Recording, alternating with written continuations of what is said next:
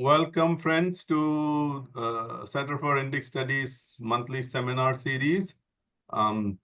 This is a very auspicious time in the Hindu calendar. We just celebrated a day ago festival, New Year, which goes by many names. For Bengalis, it's Poila Boishakh. For Punjabis, it's just Baisakhi. For Malayalis, it's Vishu. For Tamil people, Puttandu. For Assamese, Bohag Bihu. For Odiyas, Pana Sankranti. So you get the sense that diversity is reflected in the names, but the essence is the same. And so New Year is always a time for renewal and recommitting.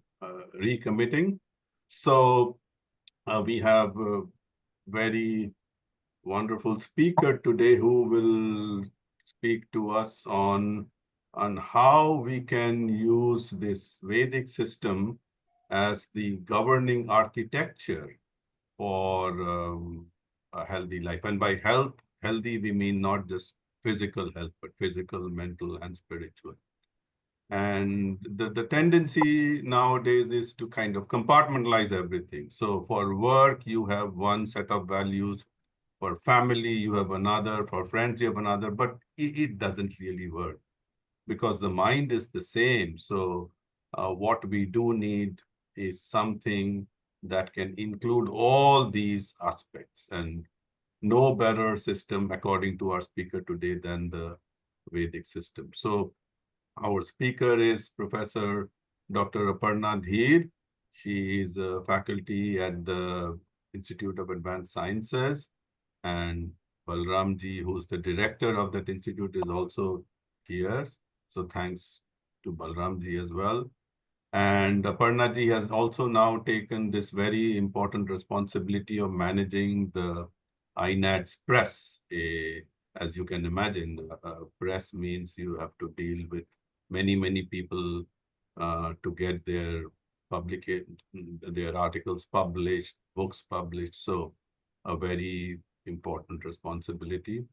She is the author of many books and articles, and I will not go into that list, very long list, very accomplished speaker. So Aparna ji, you have about maybe 40-45 minutes of uninterrupted time, and then we will have maybe 10-15 minutes for Q&A. So when Aparna ji speaks, please mute your microphones. So Aparna ji, over to you. Om Ishavasya Sarvam Yat Kincha Jagatyam Jagat. Thank you, Professor Sen Gupta, sir. Namaste, everyone. And I'm very thankful to Director Suklyan ji of Center for Indic Studies, UMass, and Ms. Bela Gupta ji for giving me this opportunity to be here and to present a portion of my research. And also the findings are, as he mentioned, that my director, Sir Professor Singh, is here, and we have learned from him a lot while working with him. So whatever I am presenting is actually the kind of research we are doing at our institute, among our faculty members, and also in the direction of Professor Singh. So I hope I have the share screen option. Yes. We can see your PowerPoint file. Yes. So you just go to slideshow mode. Yes. Yeah. Yes. So today, without wasting much time, I'm just coming directly to the presentation. Today, what my topic will be the Vedic knowledge as the pathway to a healthy life. So for in this topic, as you can see that there, you can see that there is kind of a journey. We have to move towards a healthy life, or you can say we have to attain a healthy lifestyle by means of Vedic knowledge. So firstly, it is important to know at least the idea on the Vedas or the Vedic knowledge. So to start with, we all are very much familiar with the names like Bhagavad Gita or the Ramayana or the Mahabharata, or epics or Puranas. which are very familiar, and we have all these texts, Asian texts in our homes as well. We teach from these. We preach our students, our kids, with the teachings from these Asian texts. But what about the other? What about the major ancient and oldest content as per the Hindu belief, we can say, or the even we see in the context of the global or the world, what is there? We have our Vedas. The Vedas, as you all know, they comprises of um, uh, four in number. That is Rig Veda, Yajur Veda, Samved, and Atharved, and in which Rig Veda is the foremost of all, and it is accepted globally, as I have said. And the other one are related to the different aspects. Like Yajurved related to the rituals, Samved related to the musical recitation of the Vedic mantras, especially the Rig Vedic mantras, and the Atharveda is from the later part, which deals with the more of a modern era concepts related to like medicine and other like Dhanurved, Organdharved, etc. So I'm not going into the details of the Vedas much, but I'm just giving you the overview that these Vedas are actually the repository of knowledge, or we can say that our ancient Indian traditions can easily be found or can easily be, I mean, they are started from the Vedic roots, what traditions we are following today, even in the modern day era, in the Indian families, and especially the traditional families, are basically from the Vedas only. But we are not familiar with the Vedas, so we are familiar with the other books, other texts which are related to the, which are based on the Vedic knowledge or Vedic thoughts. So moving ahead, we all know that that Vedic knowledge pass on through various lineage. We can say where Vedic sages or seers who have experience some knowledge around them which was already present. As we say, Anantaha Vai Vedaha. Knowledge, Vedic knowledge is Anant. It's limitless. It was always there, but it is who the Rishi, who and like Vishwamitra and Kanva Rishi or many other Rishis are there, Yagivalk Rishi. There are many other Rishis, as said by, as mentioned in the Vedic text, who reveal this, who experience this knowledge and pass on to their uh, students or the pupils through various means, like dialogues, discourses, and discussions, and many other ways.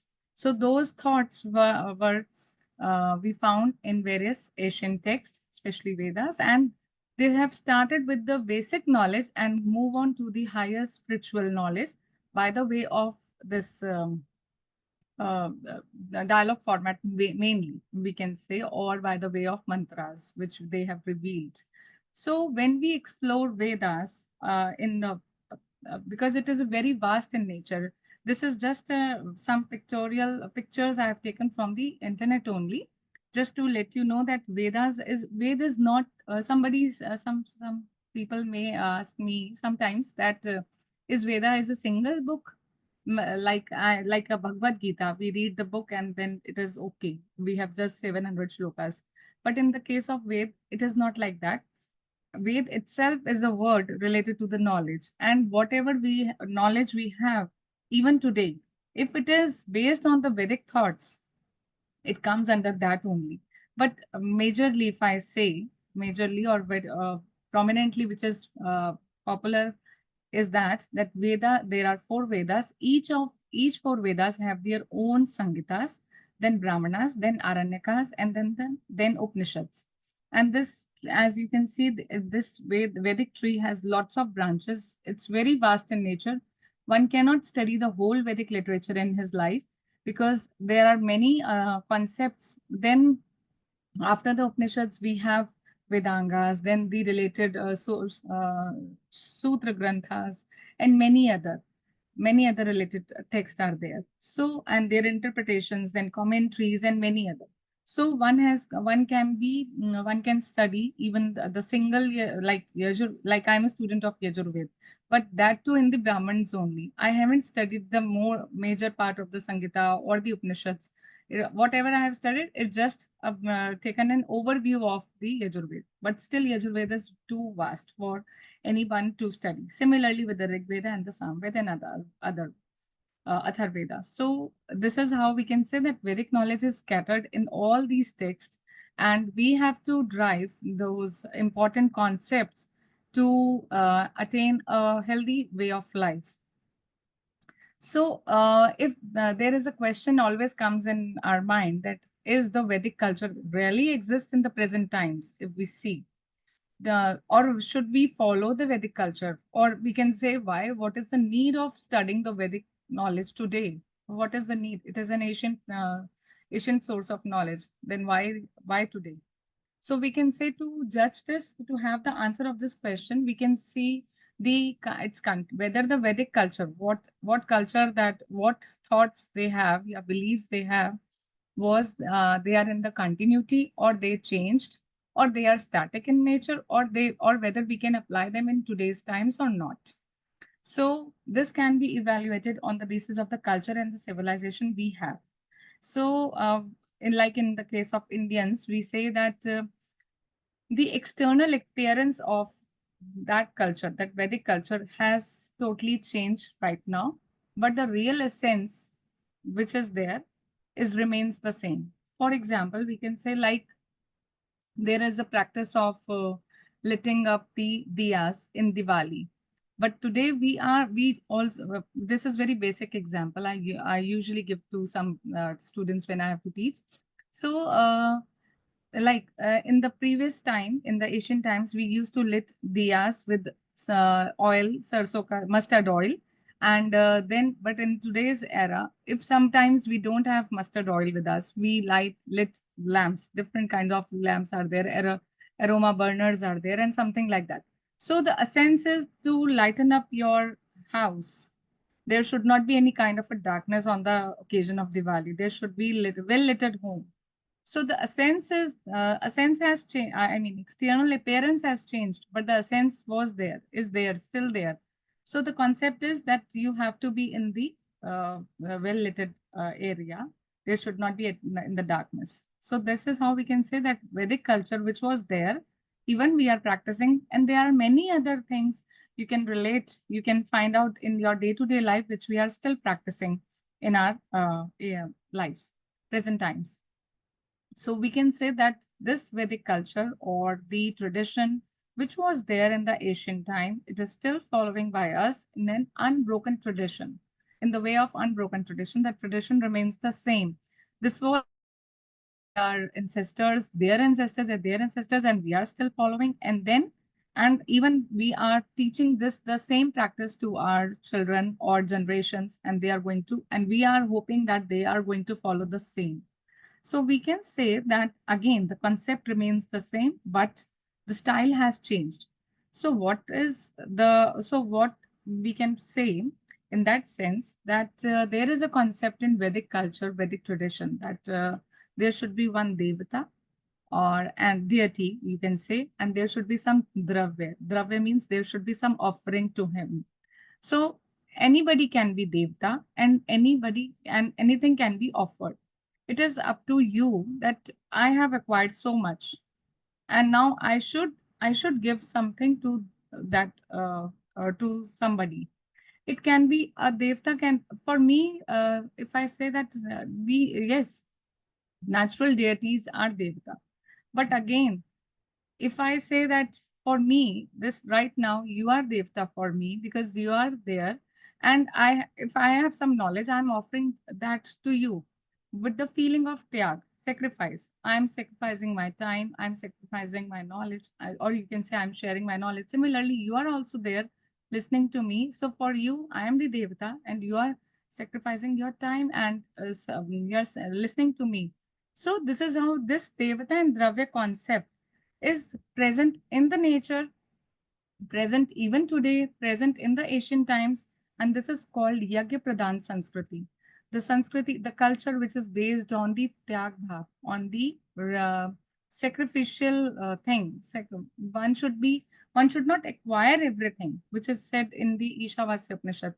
There should be practice of renunciation. There should be practice of Ten tyakten bhunjita. We should always have the feeling of tyag. So that Yagya Pradhan Sanskriti, if they were following, rishis were following in the Vedic era, and we are also following today. So we can say, yes, we are still exist in the Vedic culture, and we are following that. I'm sure maybe sometimes we have certain kind of contradictions when Professor Singh tell us discuss something with us. So he said that we there is a lot change in the present times. Yes, do we do, but still overall, if we say that still we are like in the case of our households, we are sacrificing our time and to teach our children to so again they are at that time the kids are the devta for us. So this is how this practice can be seen. Now, when we talk about the scriptures, which comes under the Hindu belief, if I say this is just a random chart again picked from the internet from the internet, just to let you know that how Vedic knowledge has spread so far. When we talk about Shruti, again, there is a different definition by Professor Singh, but what we have learned is actually that Shruti is a knowledge which is heard from a teacher and then pass on to the other pupils and other. And this is how this travels. And it is actually revealed knowledge. It is a primary source of knowledge which was there in the universe and it was experienced by some rishi, and these are basically a divine instructions, we can say, or in the form of prayers, which we found Vedic, mainly in the Sangita part of the Vedas. And these cannot be modified. We cannot say that this mantra is not up to the mark. Let's change it. This is not possible. So, in that sense, we say that Vedas, the Shruti comprises mainly of the four Vedas, and that too, as I have already mentioned. And even some, but later on, it has elaborated to Upavedas and other things. And now, when we talk about Smriti, Smriti is a written source, that is a secondary source which is based on the Shruti. What we what rishis have experienced in their tapasya, then that was revealed to them. But on the basis of those revelations, the written text is known as Smriti, and it is authored. There is no like in the case of Shruti, there was no author, that was experienced knowledge. But in the case of Smriti, it is written by somebody like Manu Smriti, Yagyavalkya Smriti, Parashar Smriti, and these are in the form of dialogues.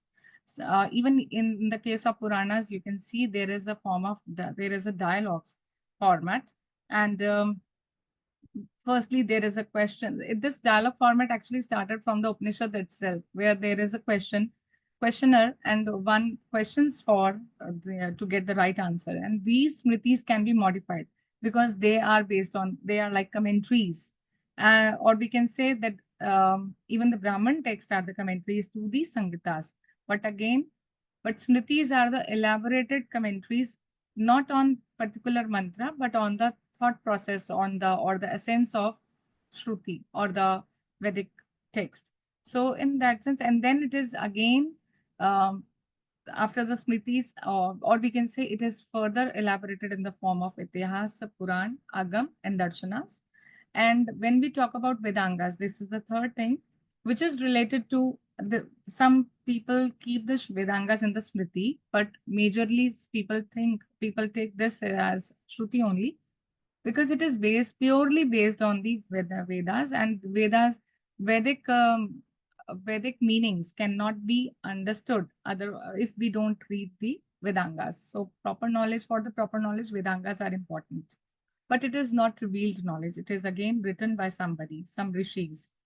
So as it is said in the Apastamba Sutra, it has six texts in the that comprises of Vedangas.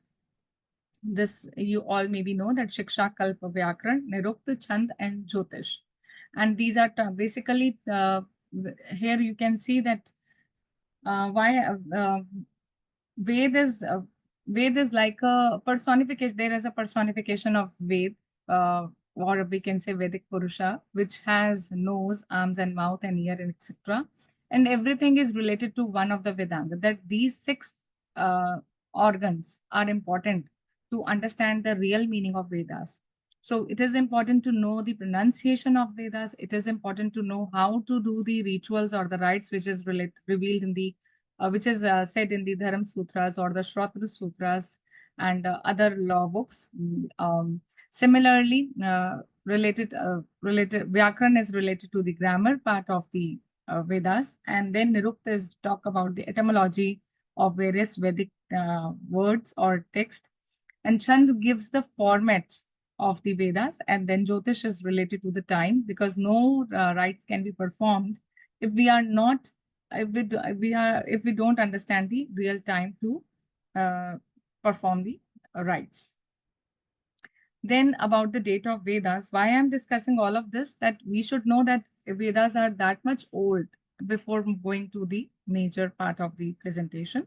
So I'm not going in the detail of the slide. I'm just telling you that there are uh, many scholars on in different timelines or different eras. They have discussed, they have tried to set the date of Vedas, which is impossible even not fixed even today, because every scholar has their own idea of fixing of the date of Vedas. Like we can say that source. What is the source of fixing the timeline of Vedas? Some takes up the language orientation. Some takes up the findings, anthropological findings, or we can say astronomical findings, or the spiritual or philosophical data found in the Vedas. So everybody is having their own state of mind and or expertise to decide the timeline, and they have given. And like in the case of Shatad Brahman, we can say that there is Shankar Balkrishna Dikshit ji has given the idea on the basis of astronomy that it is about 3000 BC, whereas our colleague Nilesh Okji has given this idea that Shatad Brahman definitely exists in the 6th millennium. So, or beyond that. So this is or earlier to that. So we cannot talk. So, but what is important here to conclude is that timeline of Vedas is yet not fixed even today, and it is very ancient. So when we talk about Vedic knowledge, previously I was talking about Vedas, but what they have the set of knowledge which was revealed to them while sitting in tapasya or while focusing on something very much. Then they have this revealed knowledge, and we can say that this knowledge is there since the prehistoric times, and this actually comes up by way of learning and by way of discussing. And what we found, how we found Vedic knowledge, we found it basically majorly in the way of symbolic representation we have found. We can say that in Hindi we can say प्रतीकात्मक तरीके से संकेतिक अर्थ में, जिसे हम कहेंगे संकेत के रूप में बताया गया है. So symbolically, it talks about the Vedic mythology, about various deities, or Vedic dharma. That is kind of, we can say, the kind of like what kind of karma we should do, how to do various rites. It is related to Vedic dharma. It is not related to any religion or something. Then ecology, environmental knowledge is there. Then cosmology, Srishti Vigyan is there. Then ethical and moral values preachings are there. Then spirituality, Adhyatma, and then we can say then Darshan is also there. And then Vigyanik, a lot of revelations about the science, the scientific theories, not like modern present day science, but we can say that it is a base to various scientific theories. But one has to have that kind of caliber, or we can say that approach. If I think that I can be a scientist on the basis of Vedas, it can be difficult for me because my training as a science student is not there. But I am sure that someone from the science background, if they take up the Vedic studies, then Vedic knowledge for them is a scientific book only, scientific text only. So now we have to approach Vedas with certain kind of a focused mind, what we want to learn, what we want to study, how we want to approach it, like as an environmentalist, as a cosmologist, or as someone else. So we can say that it reveals about our culture, our own culture, which is started from the Vedic era. And this is how we can say this whole we found in the Vedas scattered everywhere. As I said, in the form of a tree, it is, you can say, a lot of branches are there, and this is this kind of a, this all these are presented there in various texts like Sangita Brahman and other texts related to the Vedas. Now, when we talk about this, is we have this much we have in the Vedic knowledge. Now, while learning Vedic knowledge, or while educating our students, what should be our aim? In If we talk about the Asian time, in ancient time, India has major aim is was there. Even I don't know, even today we can say that, because in present time our main focus is on the exams, or in the getting the jobs, or getting the super package. That is majorly the aim in students today in India. What I have seen, or what we all are seeing. But previously in the ancient times, the major focus was to realize self, and to understand the supreme power, and that is the major goal of life. So we can say it is a universal set of principles. Vedas are actually the universal set of principles which are gathered from the divine or the natural sources only, and which are equally applicable if you are an as an individual, or you are seeing it as a social perspective, or with a national perspective, or even for the global life. So it is for the all-round development. It is not focused on one thing. Today, what we are learning in our schools and colleges, it is centered to this point that you have to earn. But whatever other aspects of our is, we are living in a competing atmosphere. I'm competing with somebody. I'm competing with my faculty. I'm competing with my while I was a student, I was competing with them. But what is real understanding of the education is to have the self realization, understand one own self, which is missing today. So our own upliftment is based on the consciousness, or the self-control, or the purity, honesty. That is what which is the taught by the Vedic system, even in the ancient times, and even today if we study the system. And today we have a lot of aspirations, but we are unaware what is the right path to achieve them. So for this, what is needed? It is needed to understand the rightest path of life. And why it is needed? Because it is important to find our own self, or to redefine ourselves, or we can say to recreate ourselves. अपने आप को पहचानने की बात है, वो हम भूल जाते हैं, तो वो that is main focus of the Vedic knowledge. And so we can say that Vedas taught us, क्या हम जान सकते हैं वेदों से?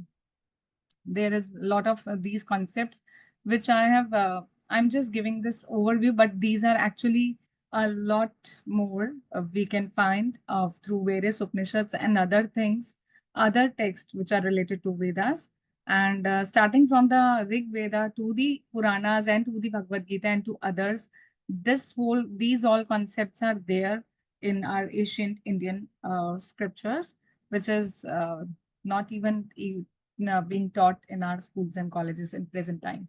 The concept of Purushartha, if we say, these are the four pillars. Dharma, Arth, Kam, Moksha is said to be the four pillars of one's life, and one has to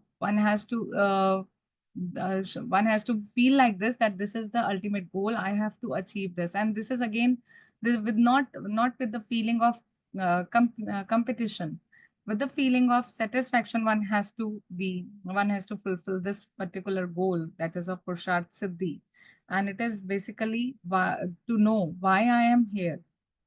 And what are, like, dharma is related to what are the deeds or action I need, what are my duties, what are my responsibilities I should do. And similarly, earth is related to the purpose of our own, why I'm living, or why I'm into this family, or why I'm studying this particular subject. There are a lot of more we are going through, and to know the and to understand the real purpose of that thing is basically related to earth. But there are modern commentators which has completely missed this meaning, particular meaning, and they have given the meaning of in the form of economic gains. And then again, karma is related to the desire, but that desire is not related to the what we see in today's era. It is related to the desire to flourish, desire to know more, or we can say, like, if I even I have a desire to like, as a teacher, I can say I have a desire to teach my students, to give them particular knowledge, like that. It should not be taken into that context, like as we see even today. So even if we see, starting from the Rig Veda, the karma is related to the creation process. It is related to the creation process that Prajapati, when he wants to, like in the Nasadiya Sukta, or we can say in the Yajurveda also, we have different texts revealing that every time Prajapati has to do penance, that is, it is related to the uh, he has to तपस्या बहुत detail में, मतलब उनको बहुत गहन तपस्या उन्होंने की, and then there will be the kind of a vibration, and then the whole process of creation started. But before that, he has desire to manifest, and that manifestation is is important. But again, everything should be in a controlled manner, and then the moksha is related to that one should be aware of his or her actions. One should know the purpose of his life. One should be having desire of doing of pursuing those actions, but again with a detachment, but not by keeping them engaged in that. So moksha is the final, we can say, final outcome of the whole Pursarth. Then, and by understanding and aligning with these four, one can embark a journey that leads to personal growth, fulfillment, and a deep sense of purpose. Why? Because one understands him or herself fully, that why I am here. So this is, again, I this is not in a detail. This is just an overview. Then when we talk about the six enemies or Shadripu, it is related to these six elements are Kam, Krodh, Lobh, Moh, Mad, Matsar. These are related to that one should have a passion to create something, there should be a desire, but again, it should not disturb one's own balance. What we learn in the newspapers or anything and in social media, there are some, these are troublesome because people have lost their own balance, their own way of thinking, that how much I have to control. This kind of a feeling is missing. That's why that is a problem. Then in the form of, then in the case of growth, this element is related to that one should have a nature of acceptance. Whatever is having around me is pursuing my around me should be, I should have I should have a nature of acceptance rather than having uh, anger. And then this acceptance will take me to the will lead me to the forgiveness. So acceptance and forgiveness is important to be able to control one's own anger. That is important. And these six elements are basically the six emotions which generates in one's mind and gives the negative tendencies actually. So, like, similarly, there should not be any kind of a jealousy. There should not be any kind of a uh, greed. That there should always be a feeling of satisfaction. One should be santusht in whatever I am doing. If I'm not satisfied, if I'm not santusht with my own deeds or my actions or the belongings I have, how can I pursue the peace of mind? That is not possible, because if I have greed, then definitely I have a feeling of competition. Then I have the feeling of jealousy. Then again, definitely I am on the path of growth only, anger only. So these things are correlated. These six emotions, we can say, are correlated to each other. And Professor Singh has once taken our class of Kriya Yoga, science of Kriya Yoga. In that science of Kriya Yoga, he's told us that before going to deeper into the yoga, one has to be control of these six enemies, and these six enemies are important. before, because these actually, once you are over, I can say that even I have not, I cannot say that I have overcome all these six enemies. No, these are still there within me. But still, I have, because of my learning of Vedic studies or Vedic knowledge, I can say that I'm able to control at least at some level all these six enemies of mine. But still, there is more space to go beyond, because once, if this can be achieved, then a person can be a yogi, which is I am not. So similarly, in the case of Mad and Matsar, there should not be any kind of ego or ignorance, or arrogance, or we can say proud. So one has to control all these to get rid of these six enemies. And then the concept of Swadhyaya is there, which is related to, again, Swa is self, or we can say it is related to one own self. Adhyay is related to the lecture or the chapter, or Adhyan, we can say, because it has the root dhyay, which means meditate. So this concept is having two different meanings, as the scholars themselves, or we have also heard this from Professor Singh, that it is related to study self or self study. So what does that mean? As per the various scholars, it is said that one should keen on studying Vedas. It is related to basically Vedic studies only. One should always study Vedas. Whatever I have learned from my teacher, I should self study it and try to understand that thing, try to understand that concept by my own self. And there is another aspect of this, which we usually which you have already seen Professor Singh while saying this thing, that one should always evaluate himself also, that with by studying self only, where how I am, what kind of person I am, whether I have done this right or not. One should always evaluate oneself, and this should be a daily practice. Like study self should be a study self and और self study, वेदों का अध्ययन रोज करना, या जो हमने पढ़ा है उसका रोज अध्ययन करना, और इवन अपने आप को भी रोज पढ़ना, ये भी बहुत जरूरी है, अपने आप को रोज जानना। और ये अपनी एक डेली प्रैक्टिस होनी चाहिए। मेरा आज का दिन कैसा गया, उसको मैंने कितना अच्छे से बिताया, या मैंने क्या क्या गलती की, इसको इवेल्युएट करना बहुत important, and that is related to swadhyaya, that is known as swadhyaya. And why it is important? It is important because you have to wash out all the negative tendencies from your body by evaluating your one own self, and um, you have to bring all the positivity towards you. You have to attract all the positivity. If अगर मैं भूल ही जाऊं अपने आप को evaluate करना, और या जो मैंने आज सीखा उसको भी मैंने नहीं याद किया है, तो क्या होगा ना, मुझे जो जो मैं सीखना चाहती थी वो भी नहीं मुझे आया, और साथ में मैं अपने आप को भी नहीं पहचानती हूँ। तो जो मेरा पुरुषार्थ सिद्धि वाला जो कॉन्सेप्ट है कि मुझे धर्म अर्थ काम मोक्ष पर आगे बढ़ना है, अपने जीवन को चलाना है, for the attainment of fulfilment, so the feeling of satisfaction, that is going to be missing. So it is important to evaluate one own self on the daily basis, and this is like tapasya. That's why Tetri Aryanik say tapo vai swadhyay. Swadhyay is nothing but a tapasya itself. And then Tetri Upanishad said, Swadhyay ma pramada.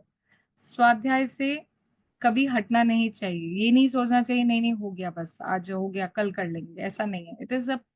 it is a continuous process. It should be there in your mind each and every time. So because it is like a mental exercise which helps you develops your own thinking, which actually gives you the way of rational or critical thinking.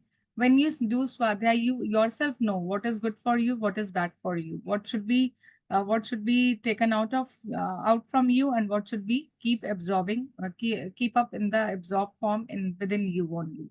So by swadhyaya, one learns to control senses. One becomes dutiful or confident or even loyal to his own deeds, and even his mind is undistracted because he's इसको बोलेंगे स्वाध्याय। जैसे हम कहते हैं कि अपने जब हम अपने का अध्ययन कर रहे हैं तो हम अपने में ही स्थित हैं, तो स्व में स्थित होना, स्व इसमें इंपॉर्टेंट है। और यहाँ से हमारा क्या डेवलप होगा? स्वभाव, नेचर। Swa means मेरा अपना कुछ nature है, मेरे अपने जो भाव हैं, that is स्वभाव. So it is all these are related to, and then there is a concept, as Professor Singh always said, that there is a concept of being स्वस्थ. स्वस्थ होने का भी वही मतलब है, स्वस्थ. स्थ का मतलब स्थित होना, स्व का मतलब अपने आप में स्थित होना. तो अपने आप में स्थित होकर क्या होगा? स्वास्थ्य. हम स्वास्थ्य की ओर बढ़ेंगे, हम हेल्थ की ओर बढ़ेंगे. So all this is connected with the स्व only.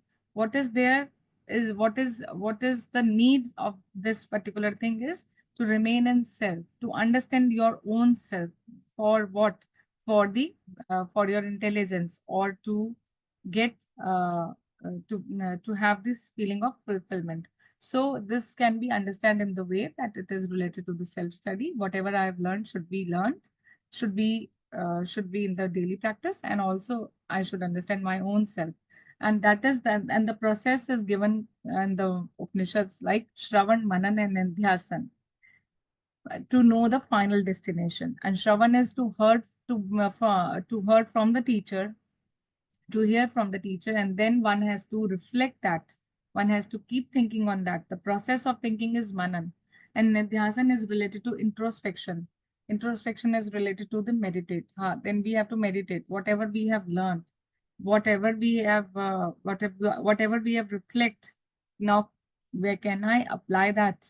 So that is important. Or क्या मैं उस जैसा हूँ जो मैंने सीखा है, क्या मैं उस जैसा हूँ? So it is again a very vast concept. It is related. It is just an overview of this. Then there is a concept of union of mind, body, and soul.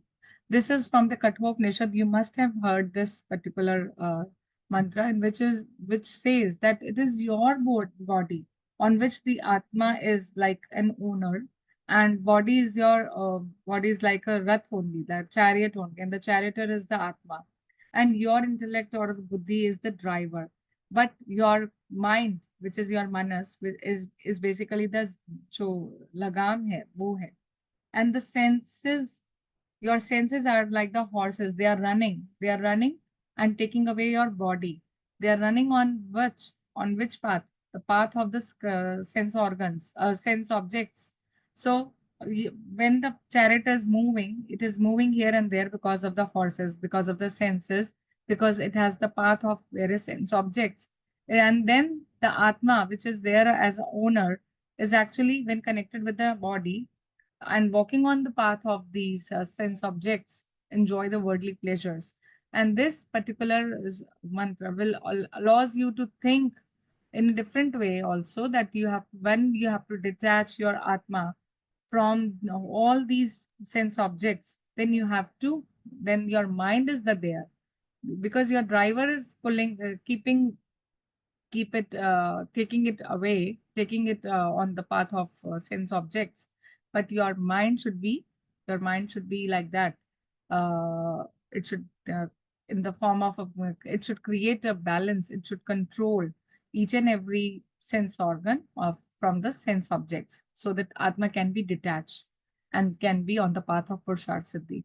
So this concept is basically related to the union, that how your body, mind, and soul work together to understand this whole world which is there, and you are performing your actions each and every day. And for the emancipation, you have to keep yourself detached from the sense objects or the worldly pleasures.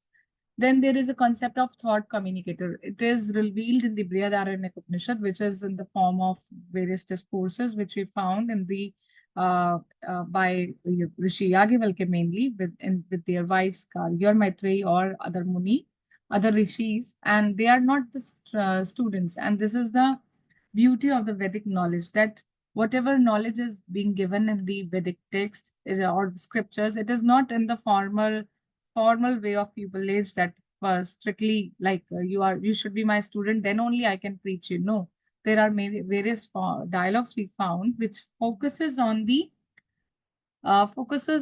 characteristics of the thought communicator and the follower. The follower should be how he should be obedient. He should be a person who should have grasping power, who should have memory, who should there should not be any discrimination in his understanding, and there should be Then again, a feeling of introspection. And the thought communicator should be like that. I mean, the teacher should be like that, that he, he should have teach the follower with the step-by-step progressiveness by the power of speech and reasoning. Like जैसे teacher उतना ही बताए जितना student पूछ रहा है, और बार बार questions के बारे करें उनसे, जितना क्वेश्चंस होंगे, जितने डायलॉग्स होंगे, it highlights the power of speech and reasoning. Or by way of reasoning and logical and rational explanations, toughest thought can be communicated in a simple and genuine words. Like in the case of Maitreyi, जितना उन्होंने अपने आप को curious curious दिखाया कि मुझे जानना है, मुझे असलियत में जानना है कि वो सुप्रीम क्या है, उस तभी जब तक कि स्टूडेंट के अंदर इंक्विजिटिवनेस नहीं होगी, जानने की इच्छा नहीं होगी, वो जिज्ञासु नहीं होगा, उसे नॉलेज नहीं आ सकती. तो स्टूडेंट कहें या फॉलोवर कहें, one if one wants to grasp a final knowledge or the major knowledge, or we can say even the basic knowledge also, there should be proper way of communication, there should be proper way of learning also. And then slowly and steadily, once the ignorance of the follower uh, जब हट जाएगी, only the final knowledge can be attained. And this is these discourses leave a space for the listeners to think out for himself. And Manan has power of is Manan is related to the process of thinking, whereas as I said, Nidhyasan is related to the power of thinking. So by repeated arguments and dialogues, only then disciple is understand the concept properly. And this way also highlights the qualities of the disciple by how much interested he is, how much determined he is, how much calm or alert he is. So that concept is also there in the Vedic knowledge. And this is a very important concept, should be this should be taught to teach in our schools, so that students should learn how they can attain the finest to knowledge. And then there is a concept of purification of mind. In Aparna today's world, ji, every G. if you could wrap up in 4 5 minutes. Oh, okay, sir. Okay. Okay, then it is a lengthy presentation. Then, okay, then the concept of purification of mind is there in the Yajurveda. As you all know, that all the auspicious thoughts and the noble thoughts should be there, and my mind should always be having positive tendencies. Then there is a sense of sacrifice. As I have, as I mentioned in the starting only, there should be tyag, which is revealed in the form of yagya, that is considered as a shreshtam karma. And then there is a concept of karma, which is there in the Isha, starting from the Ishavasya Upanishad, and then you find in the Bhagavad Gita. And then there is a concept of unity. You all maybe understood this thing that in the Hitopdesh we have Vasudev Kutumbakam, but we have Yatra Vishwam Bhavatyek Nidam. There is one family, in one house. It's like it is said in the Rig Veda or Yajurveda only. And the final concept related to the unity is spiritual oneness, which is said Aham Brahmasmi. That is, there should not be any ignorance. I should be aware of my own self. That is there, and that should be understood through the Vedas. And in the case of conclusion, we can say that one's thinking to motivate towards attaining this comprehensive knowledge to attain the final goals of life, that is to know the supreme. And as I have found this Chinese philosopher saying that one should attain knowledge every day by adding things to him to their knowledge, but to attain the wisdom one has to remove things every day. So it is up to us then again by the concept of swadhyaya only. One has to one should not be ignorant, and one has to grasp things every day, keep reflecting, keep introspecting. But again, there should be a feeling of detachment to understand to realize the supreme.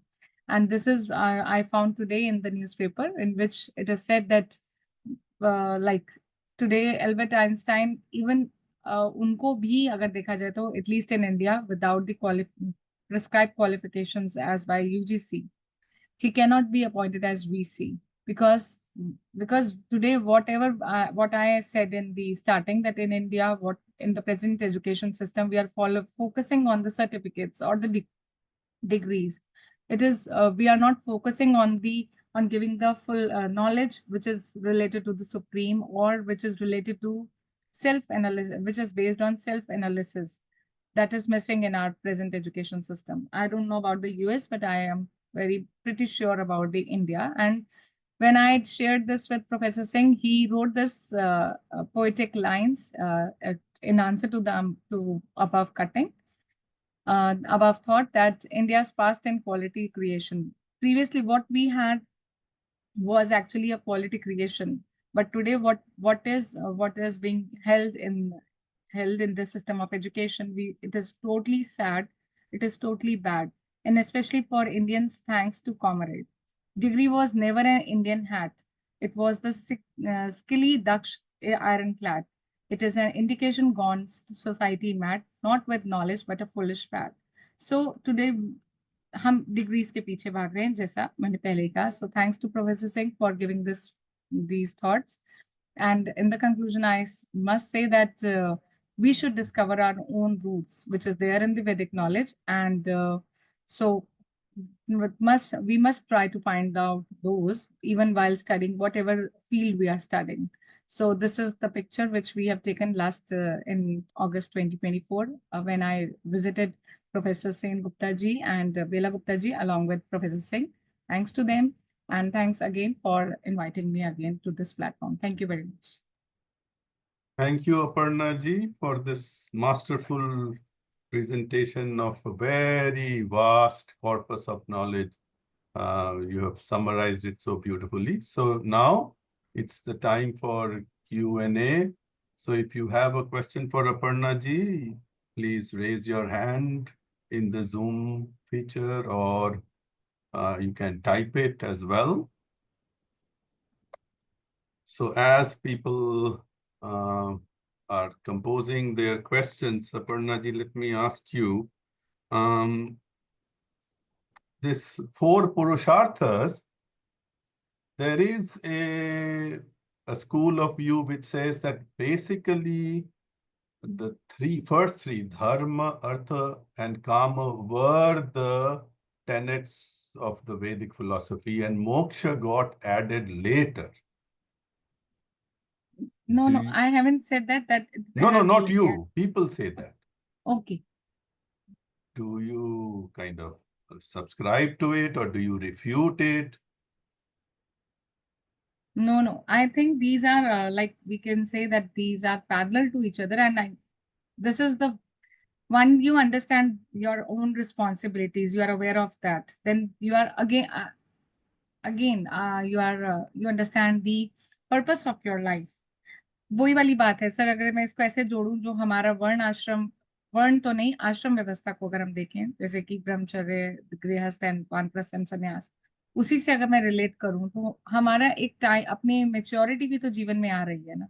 तो उस maturity को मुझे लगता है देखते हुए, शुरू शुरू में हम अपने एक्शंस को, हमें जो हमारी लर्निंग है वो इस तरह की होती है कि हमारे ये पर्टिकुलर एक्शंस हैं, हमें अपनी रिस्पॉन्सिबल होना चाहिए, हमें ये पढ़ना चाहिए, हमें बड़ों को देखना चाहिए, हमें ऐसे करना चाहिए, वो सारा हमारा चलता रहता है.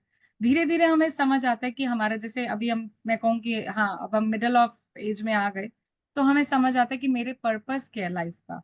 मतलब अब थोड़ा बहुत अवेयर होने लग जाते हैं. एंड देन साथ के साथ हम अपनी डिजायर, जो हमारे डिजायर्स हैं कि मुझे ये बनना है, मुझे ये करना है, वो सब भी पैरेलल चल रहा है.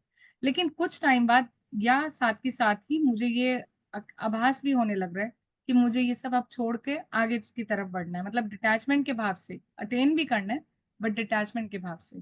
तो ये सब मुझे लगता है कि पैरेलल है. ऐसा नहीं है कि जैसे एक पड़ाव पे हम पहुंचते हैं तो उससे नेक्स्ट पे आगे बढ़ जाते हैं. मेरी ये सोच है. बाकी आप सब, you are very learned, all of you. नहीं, you are learned, or that's immaterial. What I was trying to say is that even within the Vedantic framework, for example, Naiyayikas, Vaisheshikas, they do not accept moksha as one of the 4 principal tenets. If you ask a Naiyayika, which I have asked, they say, well, if you lead a normal moral life, ethical life, and you focus on Nyaya Shastra, that's sufficient enough. anyway, so अब not, may be sir yeah. ऐसा भी, मैं अगर आपकी बात में अगर रखूं तो ऐसा भी हम कह सकते हैं कि जो वैदिक नॉलेज है, जो ऋषि वैदिक ऋषि हैं, उन्होंने आपको पूरा एक प्लेटफॉर्म दे दिया। लेट्स सपोज पूरी साइंस की बुक दे दी आपको पढ़ने के लिए, अब इतना है।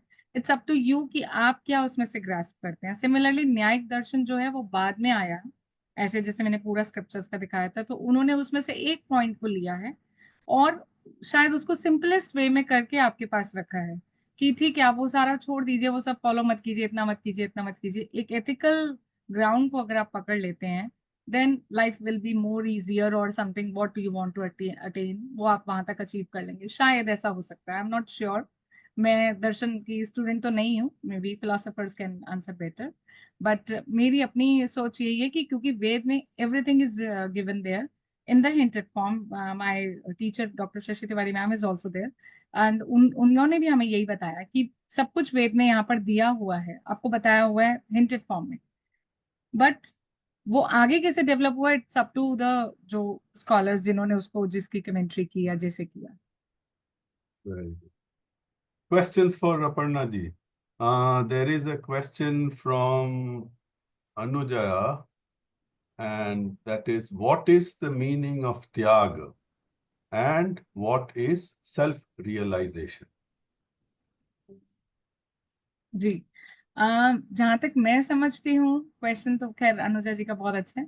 जहां तक मैं समझती हूँ कि जैसे मैंने पहले भी कहा था कि जो भी मेरे पास है, मतलब हम इसको मेरे हिसाब से फाइनेंशियल या मॉनेटरी गेन्स में ना समझें। सभी कुछ जो भी, अब जैसे कभी मैं कहूँ कि मैं शायद अपने अगर मेरे पास स्ट्रेंथ ज्यादा है तो I can do more physical labour. तो अपने जो आपके पास एक्वायर्ड चीज है, वट एवर यू हैव, उसमें से कुछ किसी को देना, और इस भाव से देना कि सामने वाला मेरे लिए देवता है। तो वो जो भाव है, वो जो देने का भाव है, ऑफरिंग करने का भाव है, वो कुछ भी ऑफर हो सकता है। It can be food, it can be clothes, it can be money, it can be my own time. और जैसे मैंने पावर का भी एग्जाम्पल दिया कि मेरे पास फिजिकल लेबर में करने के लिए समर्थ हूँ, तो इट्स ओके। तो वो त्याग भाव से, त्याग दान की एक फीलिंग के साथ, that is I think is a त्याग। एंड देन उसके बाद, लेकिन एटमोलॉजिकली मैंने अभी इसको स्टडी नहीं किया है। प्रोफेसर सिंह हमेशा हमें एटमोलॉजिकली सिखाते हैं, तो वो चीज पे मैंने अभी नहीं किया है फोकस। उसके अलावा जो आपने सेल्फ रियलाइजेशन कहा है Anuja ji, that is related to understand one own self, your own nature. हम अभी जो आजकल का जमाना है, दैट इज रिलेटेड टू कि मैं कॉपी करती हूँ किसी को, तो हमारा वो ध्यान जाता है ज्यादा। बट अगर हम अपने आप को पहचान लें कि मेरा ये स्वभाव है, मेरी ये प्रकृति है, मैं इससे, ये मेरा मतलब, अपने आप को लिमिट तो नहीं करना, रिस्ट्रिक्ट भी नहीं करना, बट आपको अपना अपना नेचर समझ आ जाएगा। तो दैट इज रिलेटेड टू। और दूसरा, again it is related to, अगर ज्यादा थोड़ा डिटेल में जाए, अपने आप को पहचानते पहचानते अपने लाइफ के पर्पस को भी समझना। So that is I think is self realization. यहाँ पर मैं पूछना चाह रही हूँ कि त्याग जो है, जैसे कहते हैं कि माता पिता ने त्याग किया, अपने जीवन में बहुत सारा कुछ त्याग करते हैं तब बच्चों की परवरिश होती है, तो त्याग का वहां पर क्या अर्थ होता है? उन्होंने क्या त्याग किया है? क्या क्या त्याग किया अपने जीवन में? भावनाओं का त्याग किया, उसके साथ में बलिदान की बात भी आती है। बलिदान सब लोग नहीं करते हैं। बलिदान कौन करते हैं? माताएं बलिदान, मदर्स, सेक्रीफाइस करना, यहाँ पे बलिदान को बोलते हैं। माताएं बलिदान करती हैं, सब लोग बलिदान नहीं कर सकते। तो और त्याग और बलिदान में भी फर्क होता है, तो आप क्या समझती हैं? अनुजा जी, जब मैं प्रेजेंट कर रही थी तभी मैंने ये एग्जाम्पल दिया था कि हम अपने घर में किड्स को सिखाने के लिए भी त्याग कर रहे हैं। अगर हम कहीं, जैसे मैं कहूँ आज की डेट में, प्रेजेंट डे टाइम की बात करें, मैं अपना जॉब से छुट्टी लेके उनको सिखाने की कोशिश कर रही हूँ, या लेट सपोज मुझे कहीं जाना था, मैंने तब अपना टाइम उनको लिया, या अपनी नॉलेज को जितना, लेट सपोज मेरे पास बहुत थोड़ी हाई लेवल नॉलेज थी, लेकिन बच्चों के लेवल पे जाके उनको सिखाना। हर तरह से जो हम त्याग करते हैं, अपना खाना छोड़ के हम उनको खाना खिलाने पहले जाते हैं, अपना टाइम छोड़ के, अपनी क्लास छोड़ के हम कहेंगे नहीं नहीं इनके सोने का टाइम है, पहले इनको सुलाते हैं, तो ये सारी चीजें त्याग में आ जाती है।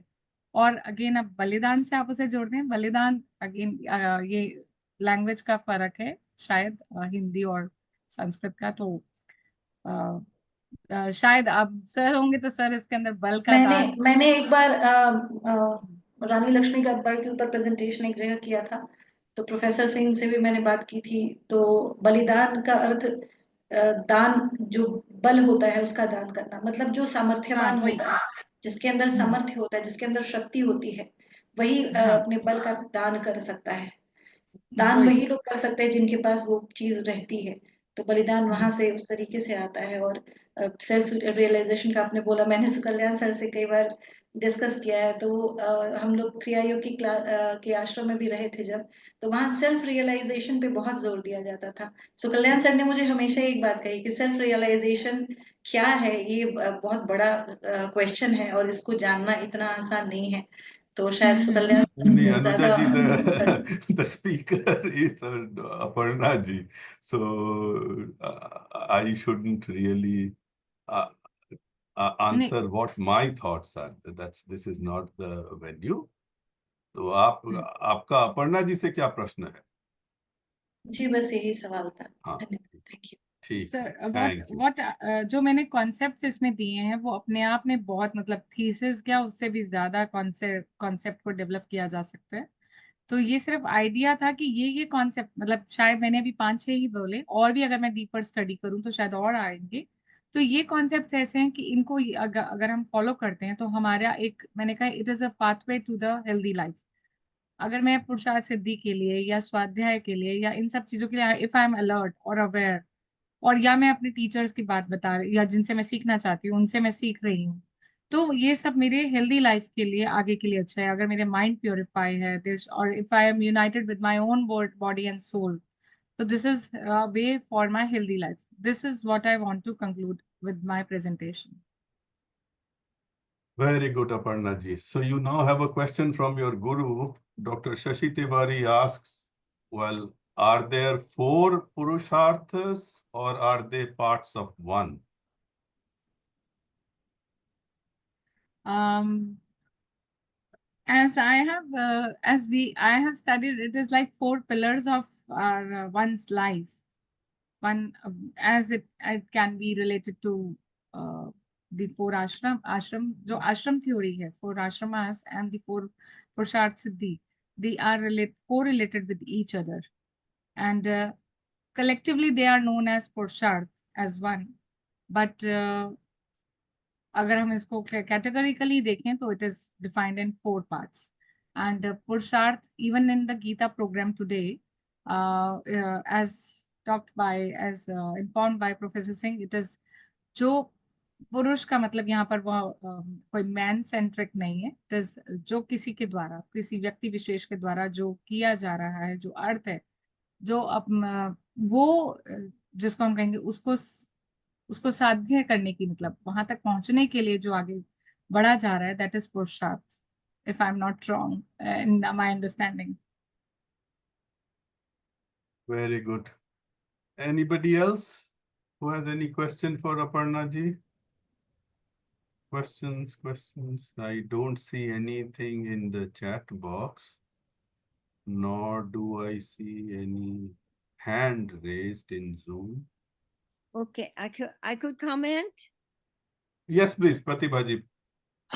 Just with my own observation, it seems to me that if Indian educational, higher education, or all of it would include more of the ancient knowledge, it's not available anywhere else in the world.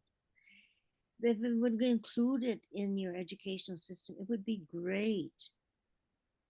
It's an expansion of knowledge that lots of people are interested in. And I know I've met plenty of Indian people here in the US, and you know, they just don't know. It's not presented to them. And in this day and age, things have to be presented in an educational form. It's not like certainly it used to be one-to-one or just a few people. People can then have at least a little background knowledge of whether they ought to go deeper. But the basics have to be taught so people even understand that there is a different system that's in India that's really old and ancient. I mean, maybe ancient was the first. I mean, maybe India was the first, place where people came upon the earth. I mean, the knowledge is so fantastic that it should not be ignored. It just shouldn't be ignored, especially in this area where everybody is thinking, what is all this life? What is it about? India is the place that can present it, really. So that's my observation. Thank you. Thank you, Pratibha ji. So, Aparna ji, there is a question from Dr. Kaushal Panwar. This is in Hindi. Aparna ji, आश्रम व्यवस्था और पुरुषार्थ दोनों एक कैसे हैं? दोनों का उद्देश्य क्या अलग नहीं है? जितना मेरी अंडरस्टैंडिंग है उसके हिसाब से, अब मैंने जैसे बोला कि जो ब्रह्मचर्य आश्रम है, अगर देखा जाए तो वो एक टाइम है अपने अपने एक्शंस एंड रिस्पॉन्सिबिलिटीज को समझने का, जिसको मैं धर्म के साथ जोड़ सकती हूँ। और इसी तरह से जो जब आप गृहस्थ में हैं, ये जरूरी नहीं है वैसे कि ये पैरेलल एक साथ चल रहे हैं, लेकिन मुझे लगता है कि ये चारों जो हैं आपस में लिंक्ड हैं, कनेक्टेड हैं, और एक अवस्था के बाद ही हम दूसरे तक पहुंचने के लिए या समझने के लिए उसको ज्यादा बेटर तरीके से समझ पाएंगे। ये मैं समझती हूँ, क्योंकि एक जैसे अब डिटैचमेंट की भाव है, डिटैचमेंट मैं कहूँ 10 साल के बच्चे को डिटैचमेंट हो रहा है, वो शायद रेयरेस्ट ऑफ केस होगा। 10 साल का बच्चे को डिटैचमेंट नहीं हो पाएगा जब तक कि वो पूरे पर्पस ऑफ लाइफ को ना समझ पाए, अपना पूरा जो वो एक्वायर करना चाहते हैं, जो कुछ नॉलेज या जो भी लाइफ में जो भी वो सोचता है अपने लिए, एक हमारे अंदर एक लगन तो लगी रहती है। तो वो लगन बचपन में होती है, धीरे धीरे आते आते वो लगन हमारी, ये नहीं मैं कहूंगी कि घट जाती है, लेकिन एक उसके अंदर सेंस ऑफ मेच्योरिटी आ जाती है, एक भाव आ जाता है सेटिस्फैक्शन का। तब हमें लगता है कि हाँ अब ये हो रहा है, अब हम थोड़ा आगे, तो वो डिटैचमेंट का भाव से हम थोड़ा थोड़ा आगे बढ़ने लगते हैं। तो मुझे लगता है कि ये पैरेलल चलते हैं एक साथ।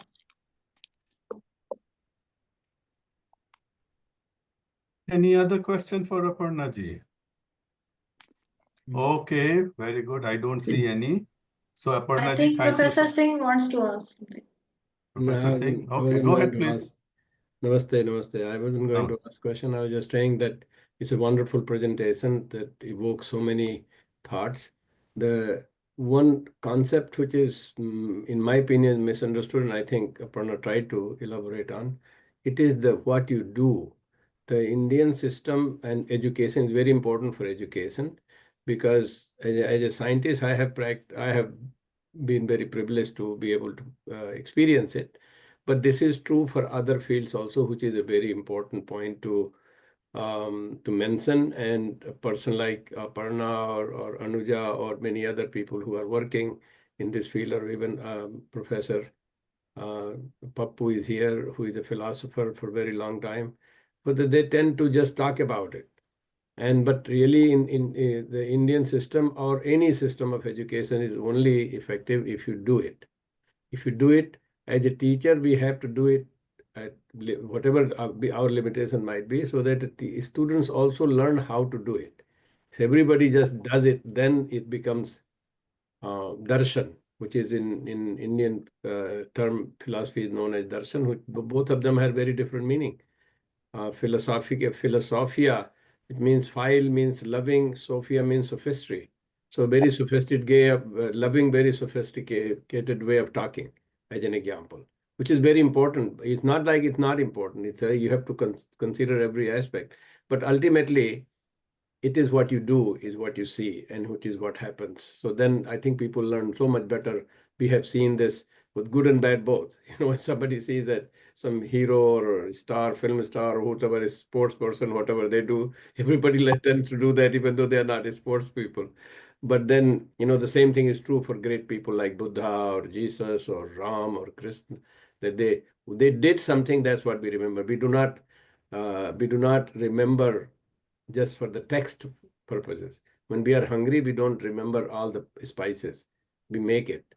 Otherwise we can memorize and tell all the spices, even make a recipe of it. But nobody's hunger goes away. So I think this is so simple, which I think sages in India, or like Pratibha is talking about, so many good people want to see it. And especially in the current context where people, in the name of democracy or system, law, or justice, they just argue and talk about it. Really, hardly they do it. That's what I wanted to say. If Aparna has some comment on it, I will be happy to listen to. Yes, sir. As you said that what my main goal of this presentation was that we should inculcate this in our practice, in our daily practice, all these ideas, and especially at the education in the elementary education level, that too in the schools, which is missing. And I know even in my house there is a discussion that whether I should take French or German in the class 6th. And I said, I am a Sanskrit teacher. I can teach you Sanskrit. But the kid said, Sanskrit, it's okay. You know Sanskrit. Okay, I will take French. It's fine. So that is how our students, our kids are doing. And nobody is nobody wants to pursue the basic education. So I think मुझे लगता है कि संस्कृत के thoughts हैं okay, हमें पता है. अब अगली जनरेशन को बताने के लिए शायद ये फ्रेंच में कहा गया है ऐसा करके शायद बताना पड़ेगा, नहीं तो बच्चे पढ़ना नहीं चाहते हैं. ये बातें कैसे बताएं? Okay, Aparna ji, Dr. Raghavendra Mishra has raised hand. So, Mishra ji, please unmute yourself and ask your question. हाँ नमस्ते सर, सभी को नमस्कार. आवाज जा रही मेरी? बिल्कुल बिल्कुल. जी. अपर्णा मैम, आपका लेक्चर बहुत ही इंस्पायरिंग है और बहुत ही अच्छा, बहुत पूरे सनातन ज्ञान परंपरा को आपने बहुत ही सारगर्भित रूप से बहुत अच्छे से रखा और काफी विषयों को काफी बौद्धिकतापूर्ण हम लोग सीखे भी उसको. मैं बस इसमें कुछ चीजें कहना चाह रहा था कि सनातन ज्ञान परंपरा में हमारे या संस्कृत ज्ञान परंपरा में पुरुषार्थ को लेकर जब बात आई तो पुरुषार्थ को लेकर हमारे यहाँ देखिए 5 प्रकार की अवधारणा है. ये पहले बात होती है पुरुषार्थ एक वर्ग, फिर पुरुषार्थ द्विवर्ग, पुरुषार्थ त्रिवर्ग, पुरुषार्थ चतुर्वर्ग, पुरुषार्थ पंचम वर्ग तक की अवधारणाएं हमारे यहाँ आती. और इसमें भी जब पुरुषार्थ का पालन केवल पुरुष नहीं करता, अर्थात आजकल जिसको लोगों ने मेल ट्रांसलेशन किया, आपने बहुत अच्छे से इसको क्लेरिफाई भी किया कि पुरुष का तात्पर्य मेल से नहीं होता, पुरुष का तात्पर्य चेतन तत्व से होता है, जो कि हमारे यहाँ इसलिए पुरुष सूक्त ही है प्रॉपर. और ये प्रॉपर एक विशेष प्रकार के लोगों की एकेडमिक पॉलिटिक्स है, जिस कारण से उन लोगों ने पुरुष का ट्रांसलेशन मेल किया और स्त्री का ट्रांसलेशन फीमेल किया, ये दिखाने के लिए कि हमारे यहाँ पुरुष स्त्री में अनेक प्रकार की दुर्भावना. उसके बाद आप देखेंगे हमारे यहाँ बात होती है त्रिवर्ण की बात होती है प्रारंभिक काल में, त्रिवेद की बात होती है और त्रिवर्ग की बात होती है, और आगे उसके उसी के दौरान त्रिआश्रम की भी बात होती है.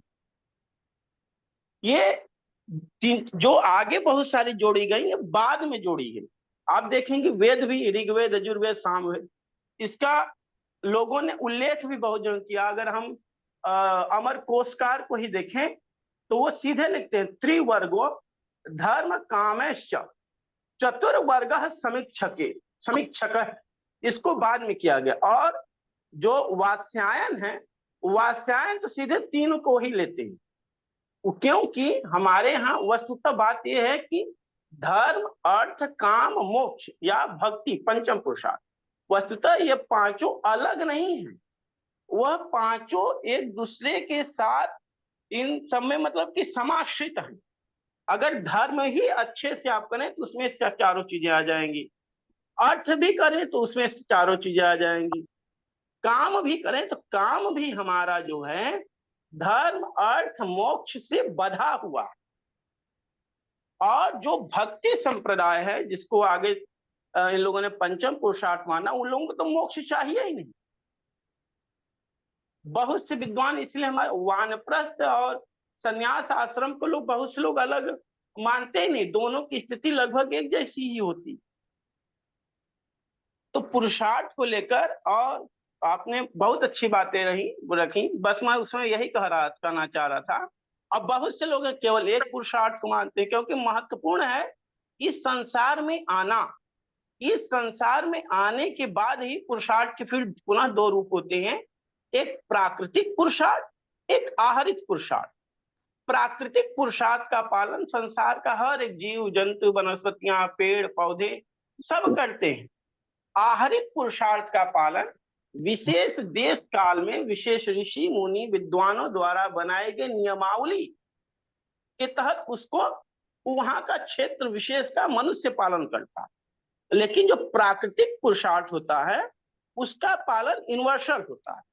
जैसे वृक्ष है, वृक्ष भी धर्म का पालन करता है, अर्थ का पालन करता है, काम का पालन करता है और मोक्ष का भी पालन करता है, और उसका अपना भक्ति तत्व भी जागृत रहता है, जिसको भक्ति मतावलंबी आगे चल के मानते हैं। भक्ति वाले तो मोक्ष को मानते हैं नहीं। आप लोग को वो तो कहते हैं हमें मोक्ष चाहिए ही नहीं, हमें तो भक्ति ही चाहिए, मैं बार बार जन्म लेता रहूं, बार बार इसी में रहूं, अपने इष्ट की आराधना करता रहूं। प्रेम मार्गी भी इसी को लेकर चलते हैं। तो बस मैं इतना ही मतलब कहना चाह रहा था कि भक्त पुरुषार्थ को लेकर हमारे यहाँ पूरी चीजें हैं। पुरुष से अर्थ है पुरुषार्थ, ये सब जानती हूँ, पुरुषार्थम अर्थ इति पुरुषार्थ, ये सारी बातें रखती होंगी। और पूरी शेते इति पुरुषा, जो आत्म तत्व के विषय में कहा गया है। तो आपका ये पॉइंट मुझे जो सबसे अच्छा लगा, आपने इसको एकदम सीधे क्लियर कर दिया कि इसको यहाँ सब विद्वान लोग हैं, अंतर्राष्ट्रीय स्तर के विद्वान गण हैं और बहुत उच्च स्तर के विद्वान हैं, और बल्कि इन लोग को प्रयास भी करना चाहिए कि जहां पर भी पुरुष और स्त्री का ट्रांसलेशन मेल फीमेल किया गया है, ये बहुत ही भ्रामक जानकारी दी जाती है। इसको यथाशीघ्र हर रूप से दूर कराना चाहिए, और इसको आपने क्लियर भी किया। थैंक यू सो मच, इतना ही कहना चाह रहा। Thank you so much, Dr. Mishra.